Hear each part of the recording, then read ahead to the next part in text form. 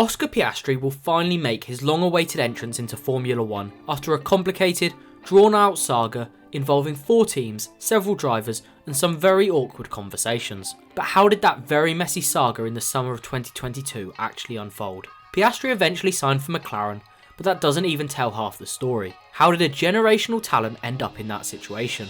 Hey guys, how's it going? My name is Joe Tyrrell and welcome back to GP Blog. Our third and final 2023 rookie that we're going to be featuring in this mini-series is Oscar Piastri. A member of the Alpine Academy, it looked as if he'd step up and replace Fernando Alonso when the Spaniard retired for a second time. However, Alpine were expecting Alonso to stick around for a few more years, so they had planned to send Piastri to Williams to gain experience, having spent a year out of racing after winning the 2021 Formula 2 title in emphatic style. However, when Alonso jumped ship to Aston Martin, Alpine immediately assumed Piastri would fill that void, and in August they announced Piastri on their lineup for 2023. Oh, how wrong they were.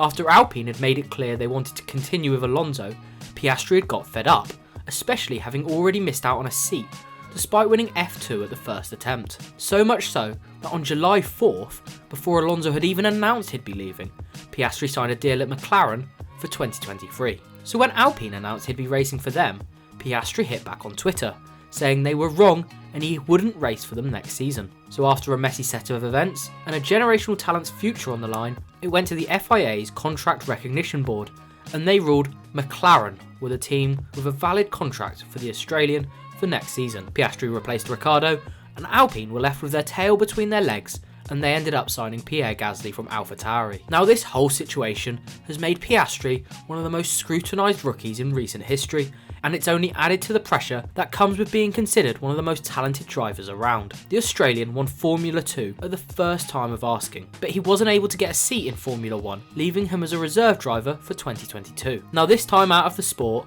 has done him some harm, because everyone has actually forgotten how good he really was. During the 2021 Formula 2 season, he was on pole in every round from rounds 4 to 8, and he won the feature race at every round from rounds 5 to 8. To contextualise that, Drogovic, the 2022 champion, won 4 out of 14 and only had 4 poles.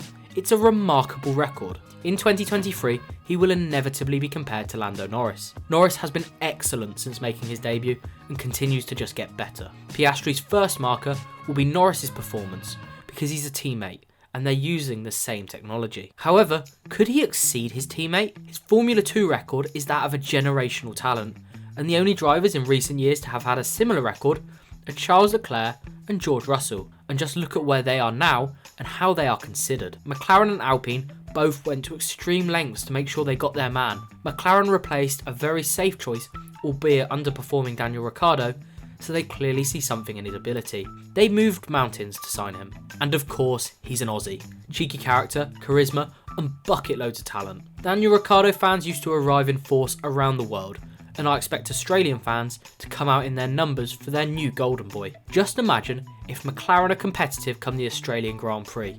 It will be some spectacle. So on the whole, Piastri's talent has been somewhat overshadowed by controversy, but it's not really been his fault. Throughout this video, I've used the words generational talent, and I don't think that's an overstatement because his record compares to drivers considered the stars of the future. Will he be able to prove it in the McLaren? Who knows? That'll depend on his equipment, but McLaren certainly have a generational talent on their hands.